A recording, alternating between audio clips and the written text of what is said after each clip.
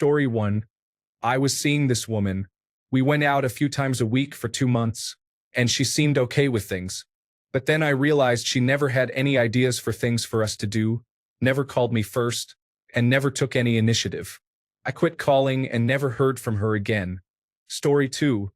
We were actually going out for 8 to 9 months, and I wanted her to meet my family. I set up 5 different times for her to meet them, and she canceled them all for reasons like falling asleep and not getting ready, etc. Then, the day I broke up with her, she asked if we could try to have a child. Story 3. When she became aware I was pursuing her, she purposely kept leading me on and canceling plans. I was so infatuated that I never realized how much it hurt when I figured out I had no chance. Story 4. I realized I didn't actually miss my ex after dwelling over her for so long. I missed the feelings of our first relationship because we were each other's firsts, and our relationship was great because it was compared to nothing. After we got back together, I realized those feelings weren't the same, and it wasn't the girl I was chasing. It was the nostalgia. It's like that saying, once you move, you can go home, but you can never really go home. Story 5. Don't get sucked into playing games. If she likes you, she likes you. If she makes you chase her, leads you on, or seems uncertain, move on. You'll know when it's for real. Story 6. When someone told her I was cheating on her, she cheated with him. I should have left after that, but I forgave her because she was lied to. The second time she cheated, I told her we should break up. She was quite upset. I'm glad I ended it. Story 7. I realized that the only reason I was still talking to her was because I felt she could not mentally handle me not being there for her. I realized it is not my job to be her mother or her therapist. Story 8. I was sweet on this girl, and I was told she was sweet on me. She was fun, sexy, easy to talk to, and outgoing. On a date, she brought me to an abandoned power station to check out the ruins, and we ended up climbing a 40-story chimney, so needless to say, it was an exciting prospect to be almost dating her. But every single time I tried to message her or talk to her, I would get nothing. Or she would text me back 4 days later or leave me unread. I decided that if she couldn't even be kind enough to give me the time of day, then she wasn't the girl I wanted to be with. Story 9. Anytime I did something wrong, I had to apologize, and anytime she did something wrong, she never realized her mistake. The last straw was when I texted her, "I miss you and love you," while she was on vacation. Her reply was, "No, you don't miss me," laughing out loud. I told her that made me feel sad, and her reply was, "How does that make you feel sad?" Then she cheated on me with another guy and left. Story 10. In a single conversation, I went from feeling like there was a good chance we could get back together and work things out to just telling her we're better off as friends after having to hear her complain about how her more recent ex is such an awful person. I could tell the whole time she was still caught up on him despite what she was saying. They ended up getting back together shortly after. I stopped talking to her. Then she suddenly pops back up and tries contacting me. Guess what? It didn't work out. Story 11. When she would cancel plans we made but then reach out again when she was lonely. After a few months of this nonsense, I politely told her our relationship was over and never looked back. Story 12. Well, it took me until it was finally dead in the water. Deep down, I always knew that it could be rocky, but sadly, it took a falling out between our families, nothing to do with us, for it to really sink in. Despite her behavior, which included cheating, lying, and generally being a bad person who only really cared for herself, I still wanted her. It took all the trouble between our families for me to fully realize that, for one, it was over and never happening, and two, that I didn't want to be with her. I'm better than that, and had I gotten what I wanted, I would have been twice as miserable. Story 13. When she tells her Snapchat story, she's bored instead of replying to me for the first time in weeks to months.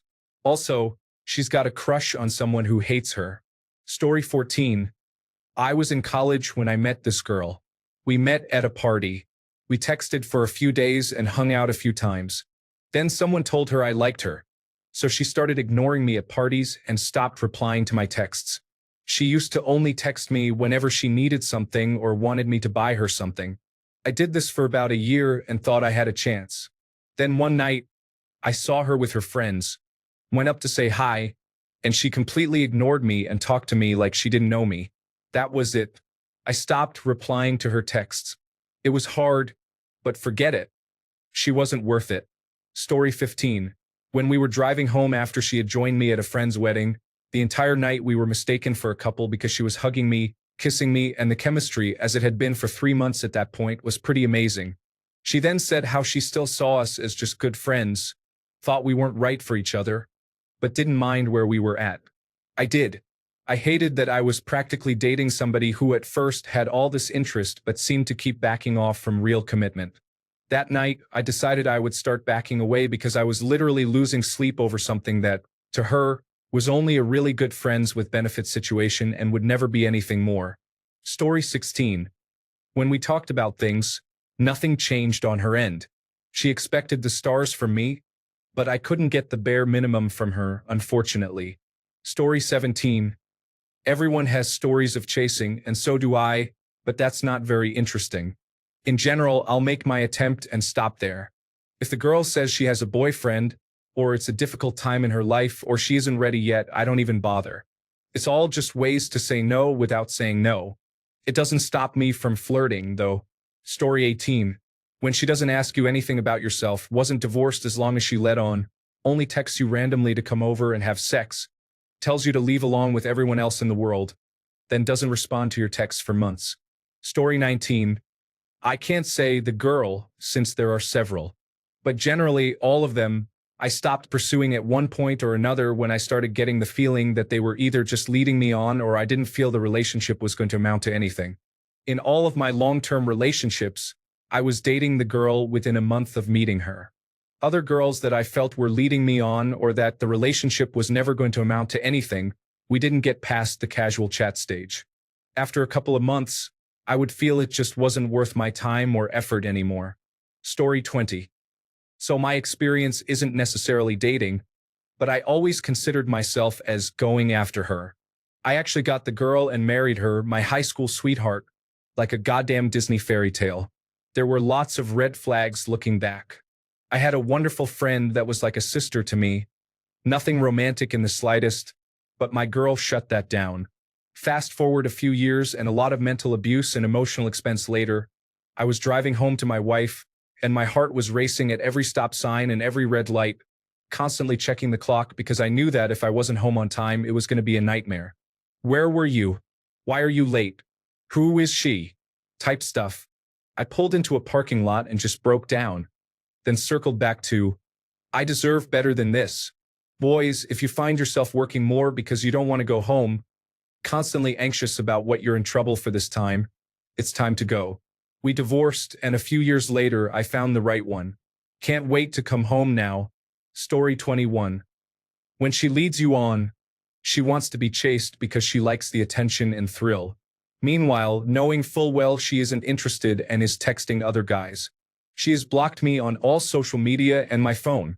Cut off completely. I never even looked her in the eyes as she walked by me again. Story 22. When she said every man is a sex monster, and we haven't even gotten to the point of sex yet because we were just dating, she was speaking about her ex, but I'm not him. Story 23. When she basically stopped communicating with me for 3 months and blamed the pandemic for her lack of communication. I can't even call her my friend. That would be insulting to my actual friends. Story 24. There's a very good quote that helped me get through this exact situation. You know, it's funny.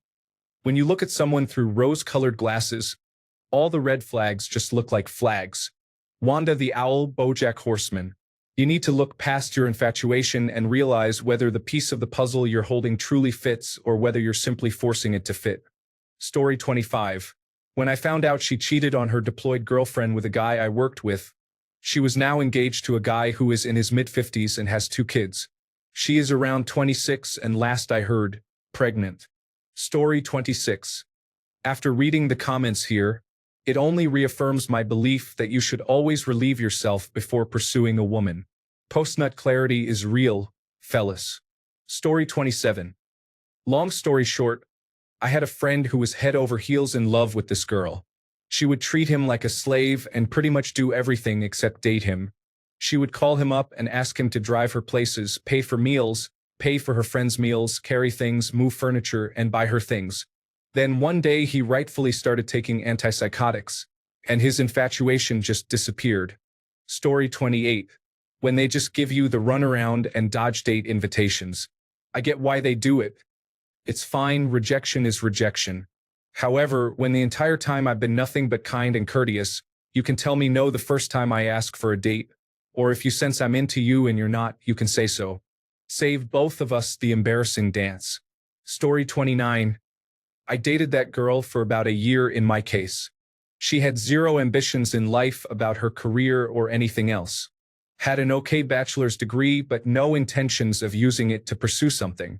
She said that she would pursue a master's degree, but never prepared for her entrance exams or improved her portfolio for interviews. Just stayed at home, playing Call of Duty Mobile or PlayerUnknown's Battlegrounds all day and occasionally smoked with her friends.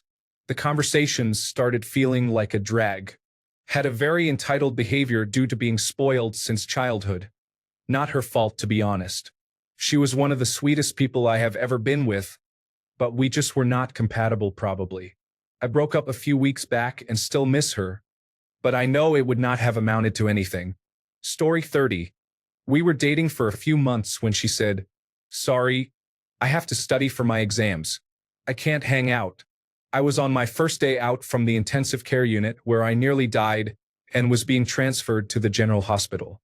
I wanted to see my girlfriend and have someone to talk to because I was unconscious for 4 days straight. But she didn't have half a day to spend on seeing if I was still alive and focused on some exam that wasn't even relevant to which university she could get into. I was in a wheelchair, unable to walk because I passed out every time I stood up, but she didn't even want to see how I was. Meanwhile, I rolled myself to a different hospital to see how my friend was doing after he had minor surgery, because that's what you do if you care about people. That was a year ago, and I'm still livid at the audacity of that person. It was my birthday too. I was in the hospital on my birthday, and she never showed up. Story 31. When she kissed a random guy in front of me at a nightclub after saying she wasn't over her ex, I was fortunate. The whole thing lasted only a month, so it was minimal damage compared to what it could have been. Story 32. I didn't get it until after we broke up. I waited months to talk it through and try to fix things, ignoring all the red flags, abusive moments, and gaslighting. Her just dropping out of my life after I put so much effort in. A year later, I received a gigantic wave of messages from her. Her crying, making a playlist for me, saying she'd never find another love as good and such. It was a lot to scroll through. We chatted, and I appreciated the closure I was getting. A little bit of me thought things were working out, but I was more aware. I had so much time to dwell on the abuse, her attitude towards me, and how unhappy I felt when she'd blow up on me. I made mistakes too, but she would put all the blame on me and ignore her own. She gained a bit of weight, letting herself go a little bit too. She tried to start an argument, being extremely emotional and starting her usual abusive behavior. Every time I tried to correct things, calm her down, and shift the conversation to make progress, she'd revert back to blaming me and keeping me down. I told her that I'm not going to take that anymore and left her on read after that. It's been 2 to 3 months now, and it's back to silence. Also, looking back, she wanted me to have sexual relationships with other women and then come back to her. It's a possible sign that she was cheating on me and was trying to get a retroactive excuse for it. I want to get married and have kids, but it's so hard these days. Story 33. When I didn't have to go after her. If you have to chase someone, they don't want to be with you. Being in a mutual friendship is the main goal, isn't it? Story 34. Girl at work. We have good chemistry, a similar sense of humor, and we're both alternative types. She a goth, me a metalhead. I'm falling for her. We flirt and tease each other all the time. There's a spark here. I finally work up the courage to ask her out and she turns me down. Fine. I hear from a mutual friend that she actually does like me but wanted to throw me off the scent because she just isn't ready for a relationship so soon after leaving a toxic one. I confront her about this and it's all true. She says she has feelings for me but the timing is wrong. We agree to stay friends and become close over the next few months. She's quickly becoming one of my best friends. The flirting and playfulness continue. The mutual attraction is clear. Meanwhile, she is continuing to sleep with and have casual relationships with other guys. I accept this because it's consistent with what she told me, that she can't handle anything serious right now. This is what I signed up for by agreeing to stay friends. We don't have sex because there are feelings involved. These other guys are meaningless to her. I'm playing the long game. She brings one of her casual guys along to our workplace, a bar, and dates him in front of me throughout a slow shift. I was incredibly hurt by this and tell her so. We fall out for a week, then patch things up when she apologizes. I put a line under it. There's a 3-week lockdown in our country days later. We speak and message every day of this lockdown, and I am the only person she is currently speaking to frequently. But I'm mentally checking out and beginning to accept this isn't going to happen. The pursuit has dragged on way too long. We can just stay friends, at least as long as it's convenient for work. It'll be frustrating, but she's a cool person whom I care for. I can accept it. Lockdown ends and, out of the blue, she asks me out. She decides she's ready for a relationship at last. Says I got under her skin during lockdown. I tell her not to do this unless she's serious. She says she is, only waited this long because I'm a good guy, and she wanted to be sure so she didn't break my heart. I am thrilled. This is my first girlfriend and I couldn't be happier. Awesome. There's another lockdown around the corner, just before Christmas, far longer this time. There's an atmosphere of celebration at work, with everybody excited to have time off in Christmas. Our friends are pleased we finally got together after months of me banging my head against a wall. Everybody thinks we're a great match. Congratulations all around. I try hard to be a good boyfriend to her, particularly as her exes were terrible. I spend a fair amount of money on her at Christmas on thoughtful gifts. I meet and bond with her 4-year-old son, whom her ex refused to see. I play nice with her eccentric family, and offer to do her shopping when she self-isolates with COVID-19 symptoms. The sex is good. We laugh, we open up to each other, and we're comfortable sharing our innermost thoughts and feelings. I shower her with care and affection, accepting her considerable baggage, mental health struggles, and past trauma. I just want to see her blossom and fulfill her potential. It's going well. She says it's going well. She tells our friends it's going well. We're making it work despite the pandemic and lockdown. 3 weeks ago, I get a text in the afternoon to say she doesn't like me after all. Her feelings have faded. It's nothing I said or did. She's sorry for leading me on and messing me around and everything else. It's not working. She's not happy. It's over. Life sucks.